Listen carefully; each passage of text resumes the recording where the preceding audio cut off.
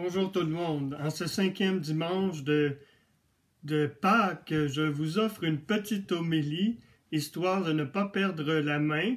J'espère que vous êtes prêts à ce que ça soit long, parce que j'ai accumulé beaucoup de choses à dire depuis ce temps. Je blague. Nous sommes les pierres vivantes de l'Église, nous dit Saint Pierre dans la 2e lecture. Les pierres, quoi de plus banal, mais en même temps, quoi de plus important? Dans notre monde, dans la Terre, il y a ces pierres, ça fait partie de l'harmonie de notre planète pour que tout soit à sa place et que les pierres, on pourrait dire, ça nous soutient. Puis, en Estrie, nous connaissons bien ça, les roches, quand nous sommes agriculteurs, parce qu'on pourrait dire qu'à chaque printemps, il pousse ces pierres, il pousse des roches, et il y a la corvée de dérocher, de ramasser les roches. Il y a des gens aussi qui aiment beaucoup les pierres, qui ont une passion débordante pour les roches, la diversité des roches, la couleur. Puis, justement, des fois, c'est au grand désespoir de leur conjointe qui ne voit pas très bien ces pierres fitées avec la décoration à la maison. Ça me fait penser à la première chapelle du sanctuaire de Beauvoir. Cette première chapelle a été construite en pierre des champs et c'est très beau parce que ce sont les agriculteurs qui ont apporté ces pierres des champs pour construire la chapelle. Au tout départ, c'est quelques personnes qui se réunissaient autour d'un tableau du Sacré-Cœur dans un chalet au sommet de la colline. Et avec le temps, il y a eu ce besoin d'une chapelle, ce besoin d'un lieu pour se réunir. On pourrait dire que chaque église a sa place, chaque chapelle a sa place comme lieu de réunion. Et ce sont justement, comme je disais, les pierres des champs de la région autour de la colline qui ont fait ce beau petit sanctuaire et qui demeure encore aujourd'hui et qui a été comme le sanctuaire, le tout début, le lieu fondateur du sanctuaire de Beauvoir.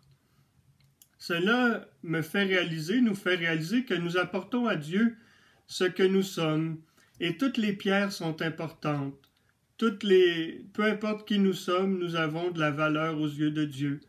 Chaque pierre vivante est importante aux yeux de Dieu. Puis, on pourrait dire aussi que le mortier, ce qui unit les pierres, c'est qui? C'est Jésus. C'est Jésus qui unit les pierres. Et tous ensemble, nous formons cette même construction, cette même famille que nous appelons le corps du Christ. Et le corps du Christ, c'est l'Église. L'Église, ce n'est pas avant tout une bâtisse, c'est des personnes. Ce sont des baptisés réunis ensemble qui forment l'Église. Quand nous disons que nous allons à l'Église, nous allons avant tout rejoindre des personnes. Et présentement, nous vivons un temps de désert où nous ne pouvons pas nous rassembler dans la bâtisse, l'Église, mais nous continuons à être l'Église parce que l'Église, c'est toi, l'Église, c'est moi, et ensemble, nous formons l'Église, nous prions pour notre monde. Et nous agissons aussi par des petits gestes d'amour pour continuer à faire vivre l'Église, à construire l'Église, à rendre témoignage du Christ dans notre monde. L'Église aussi, elle n'est pas parfaite, parce que, moi le premier, je ne suis pas parfait. Et nous pouvons mettre la main à la pâte pour continuer à rendre cette Église plus belle.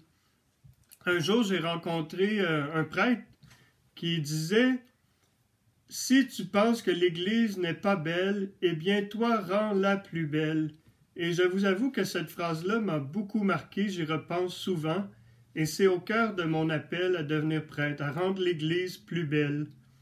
Et je pense que ça peut être au cœur de l'appel de tous les baptisés.